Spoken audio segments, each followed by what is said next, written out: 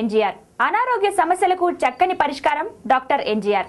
ఆరోగ్యమే మహాభాగ్యం అంటారు. చక్కని ఆరోగ్యమే మన సంపద. అలాంటి ఆనందమయ జీవన ఆరోగ్యం కోసం సాగుతున్న డాక్టర్ ఎన్జీఆర్ ని స్టార్ట్ చేద్దామా? ఛాతిలో వచ్చే ప్రతి నొప్పి గుండె నొప్పి అనేది చాలా మందికి సందేహం. ఛాతిలో నొప్పి వచ్చిందంటేనే భయపడిపోతారు. ఎందుకంటే అది గుండె నొప్పి ఏమో, గుండెకి సంబంధించిందేమో, మన ప్రాణం తీస్తుందా అనేది అందరికీ అనుమానం. అయితే తెలుసుకోవాల్సింది ఏంటంటే ప్రతి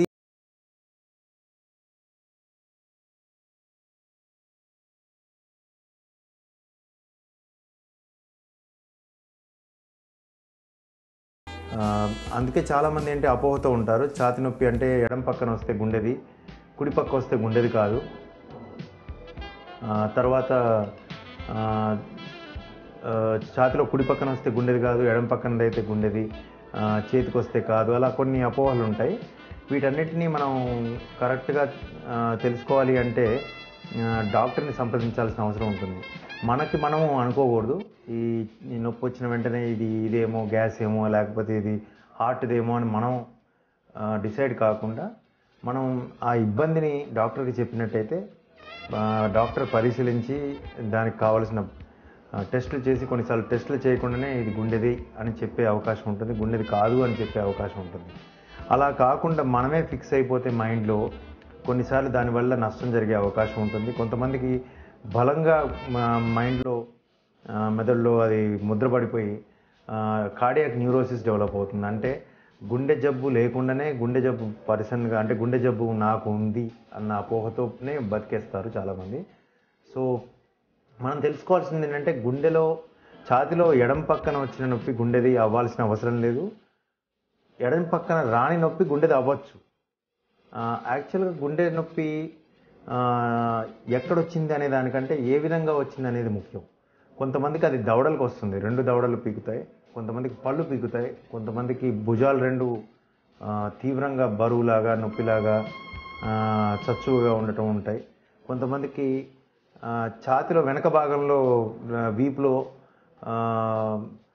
మధ్యలో ఉండటం, లేదా కొంతమందికి తలనొప్పి గుండె నొప్పిగా, అంటే తలనొప్పి దవడల వరకు పాకి తర్వాత చెవులు బాగా పీకటం ఉండటం కూడా ఉంటుంది. ఇవన్నీ కూడా గుండె నొప్పి ఆ విధంగా ప్రజెంట్ అవ్వచ్చు అనమాట. ఆ విధమైన లక్షణాలు చూపించవచ్చు గుండె వ్యాధి.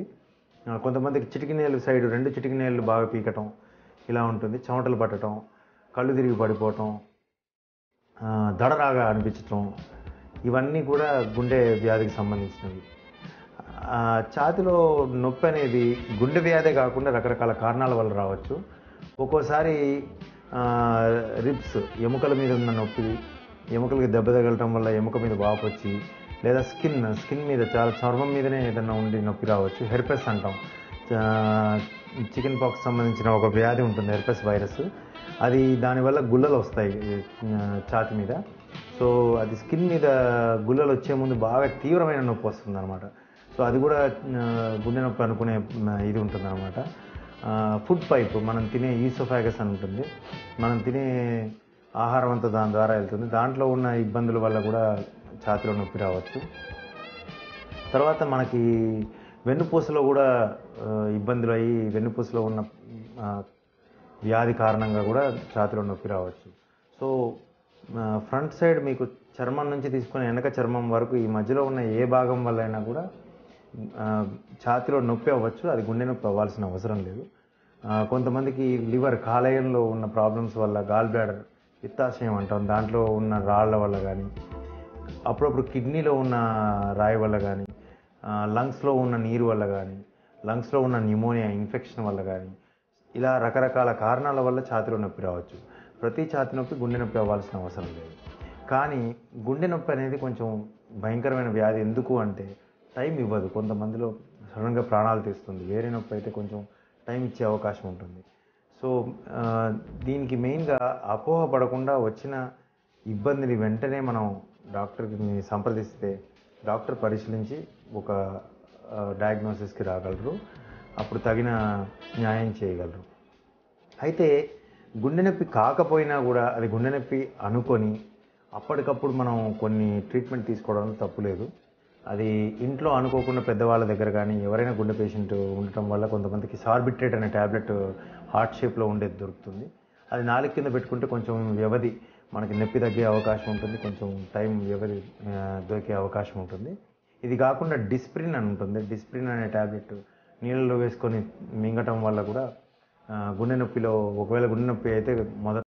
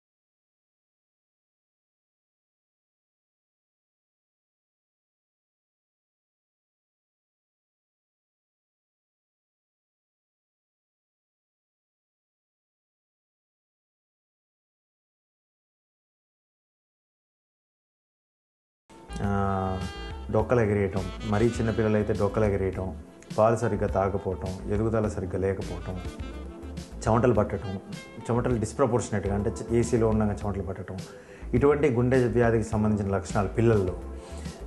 అయితే ఇవన్నీ ఉన్నంత మాత్రాన గుండె వ్యాధి ఉండాలని లేదు. కాకపోతే ఇవి ఉన్న వాళ్ళల్లో గుండె వ్యాధిని సస్పెక్ట్ చేయడంలో తప్పులేదు. అయితే పిల్లల్లో ఉండే గుండె వ్యాధులు పెద్దవాళ్ళలో ఉండేవి చాలా చాలా డిఫరెంట్. పెద్దవాళ్ళలో వచ్చే ఛాతీలో నొప్పి అనేది నేను చెప్పిన గుండె నొప్పి రక్తనాళాల్లో బ్లాకుల వల్ల వస్తుంది. రక్తనాళాలు అనేవి గుండెకి 3 ఉంటాయి. 1, ఇది 2, ఇటువైపు నుంచి ఇంకోటి 3 అనేది వస్తుందన్నమాట. ఈ విధంగా గుండె పైన ఉన్న నాళాల్లో బ్లాకులు కొవ్వు పదార్థం పేరుకోవటం వల్ల గుండెకి కండరానికి సప్లై ఆగిపోవటం వల్ల నొప్పి వచ్చేదాన్ని గుండె నొప్పి అంటారు. అది హార్ట్ అటాక్, గుండె పోటుకుండా మారుతుంది.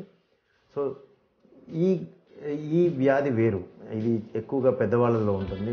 జనరల్గా ఆడవాళ్ళతో 55 ఏళ్ళు దాటిన వాళ్ళలో ఉంటుంది.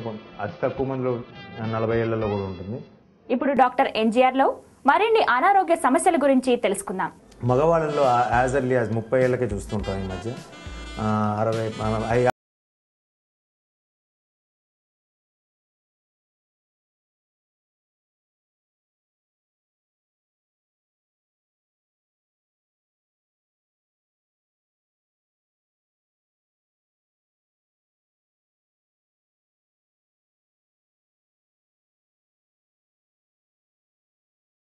ఇటువైపు ఉండే ఛాంబర్ ఇటువైపుకి రావటం, ఇటువైపు ఉండే ఛాంబర్ ఇటువైపుకి రావటం పుట్టుకతోనే, లేకపోతే డెవలప్మెంటల్ అబ్నార్మాలిటీస్లో ఈ రక్తనాళాల ఎదుగుదల లేకపోవటం, ఈ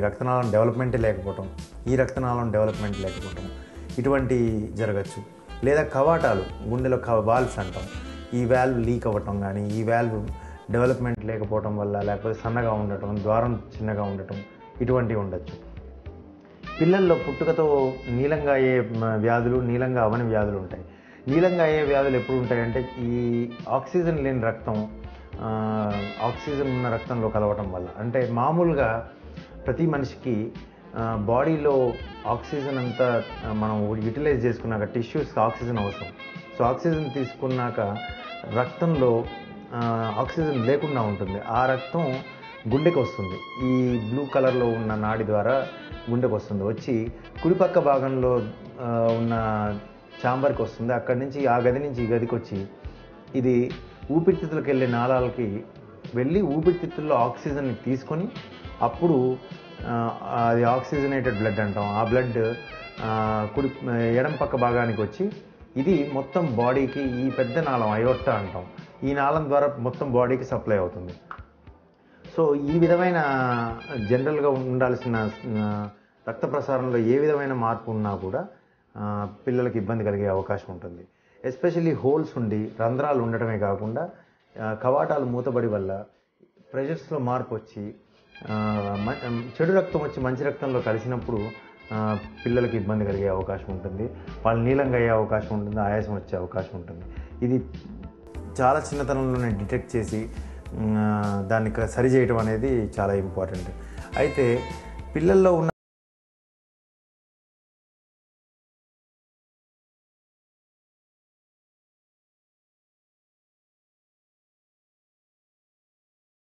అది కరెక్ట్ చేయాలా లేదా ఇంకోటి ఉన్న ప్రతి వ్యాధికి సర్జరీ అనేది ప్రత్యామ్నాయం కాదు. కొన్నిసార్లు సర్జరీ అవసరమే లేదు, కొన్నిసార్లు సర్జరీ చేయలేము.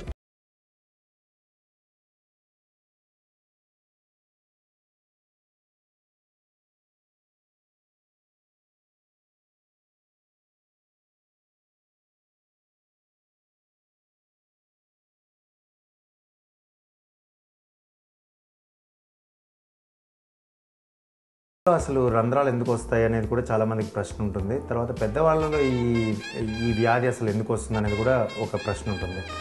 పిల్లల్లో రంధ్రాలు అనేవి చాలామందిలో కారణాలు లేకుండా వస్తాయి. పుట్టగానే ప్రతి మనిషికి పుట్టక ముందు కడుపులో ఉన్నప్పుడు కొన్ని రంధ్రాలు అనేవి అవసరం. వాటి వల్లనే బిడ్డకి కావాల్సిన ఆహారం కానీ కావాల్సిన పోషక పదార్థాలు కానీ వస్తాయి. చాలామంది క్లోజ్ అయిపోతాయి, కానీ కొంతమందిలో అలా ఉండిపోతాయి. అలా ఉండిపోవటం వల్ల కొంతమందిలో పుట్టుకతో రంధ్రాలు వచ్చిన వాళ్ళకి బిడ్డ కడుపు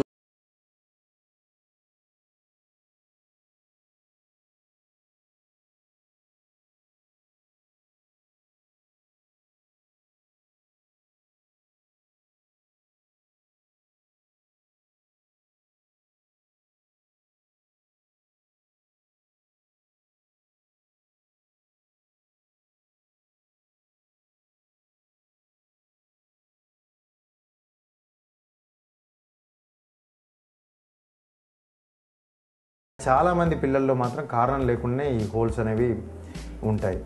మా దగ్గరకు వచ్చే ఎక్కువ మంది పేషెంట్స్ చిన్నతనం నుంచి హోల్ ఉండి పెద్దతనం అంటే అడల్ట్గా ఎదుగుదల తర్వాత అనుకోకుండా హెల్త్ చెకప్లో బయటపడటం కానీ కొన్ని కారణాల సంఘటనల వల్ల హెల్త్ చెకప్ చేసి బయటపడటం కానీ జరుగుతాయి.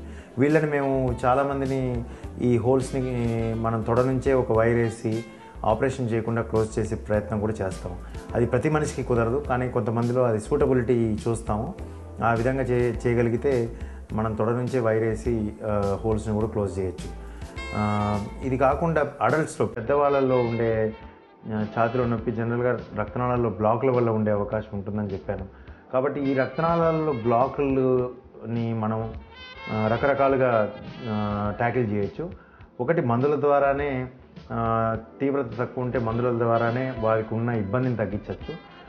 అది కాకుండా టైట్గా ఉన్న బ్లాక్స్ని మనం బెలూన్తో వెడల్పు చేసి తర్వాత అక్కడ ఒక జాలీ లాంటిది, దాన్ని స్టెంట్ అంటాం, స్టెంట్ని అమర్చే ప్రయత్నం కూడా చేయొచ్చు. ఇలా కాని పక్షంలో కొంతమందికి ఓపెన్ హార్ట్ సర్జరీ కూడా చేయాల్సిన అవసరం రావచ్చు. ఇవన్నీ టైంకి, అంటే మనం ముందే మనిషిని ఎగ్జామిన్ ప్రాపర్గా చేసి గుర్తుపడితే హార్ట్ అటాక్స్ రాకుండా తగ్గే అవకాశాలు ఉంటాయి. ఇవి కాకుండా అసలు జీవనశైలిలో మార్పులు, అంటే అసలు మనిషికి ఈ హార్ట్ అటాక్ వచ్చే కారణాలను కూడా తగ్గించడం, దాన్ని ప్రైమరీ ప్రివెన్షన్ అంటాం. అంటే మనం సిగరెట్ తాగకపోవటం, డయాబెటీస్ రాకుండా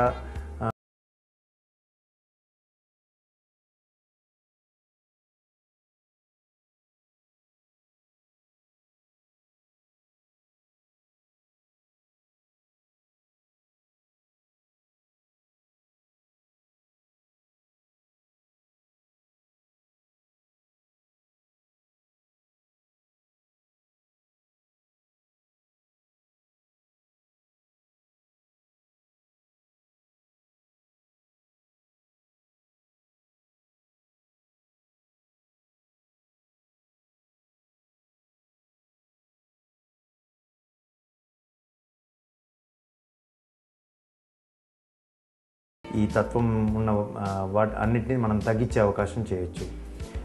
ఇవి కాకుండా ఆల్రెడీ రిస్క్ ఫ్యాక్టర్స్ ఉన్నవాళ్ళు, అంటే రక్తపోటు ఉన్నవాళ్ళు, మధుమేహం ఉన్నవాళ్ళు, వీటిని కంట్రోల్ చేసుకోవటం, అంటే ఏ విధంగా అంటే మందులు కరెక్ట్గా వాడి అదుపులో పెట్టుకుంటే మనకి రక్తనాళాల్లో బ్లాకులు కాకుండా హార్ట్ అటాక్ రాకుండా ఉండే అవకాశం ఉంటుంది.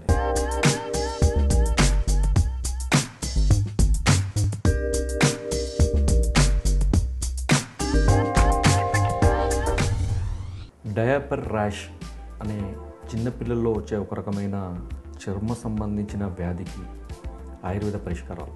డయాపర్ ర్యాష్ అంటే ఈ పిల్లల యొక్క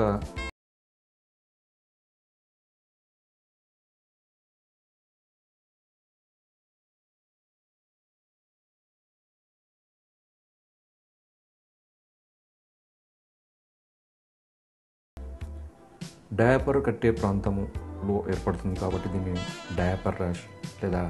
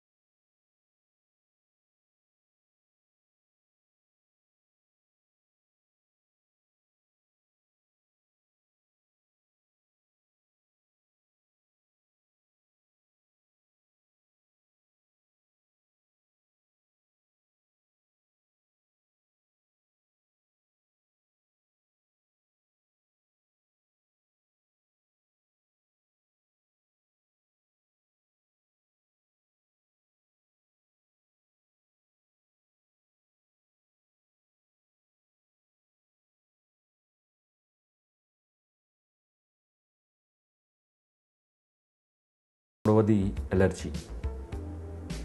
ఈ ఇన్ఫెక్షన్ అనేది ఈ ముడ్డి ప్రాంతాన్ని మలమూత్రాలు విసర్జించిన తర్వాత సరిగా శుభ్రపరచుకోకపోవడం వల్ల స్టెఫైలోకోకస్ అనే కొన్ని రకాల బ్యాక్టీరియా కానీ లేదా కొన్ని రకాల ఫంగస్ల వల్ల కానీ ఆ ప్రాంతము ఇన్ఫెక్షన్కు గురై ఈ వ్యాధి వచ్చే అవకాశం ఉంటుంది. రెండవది ఇరిటేషన్.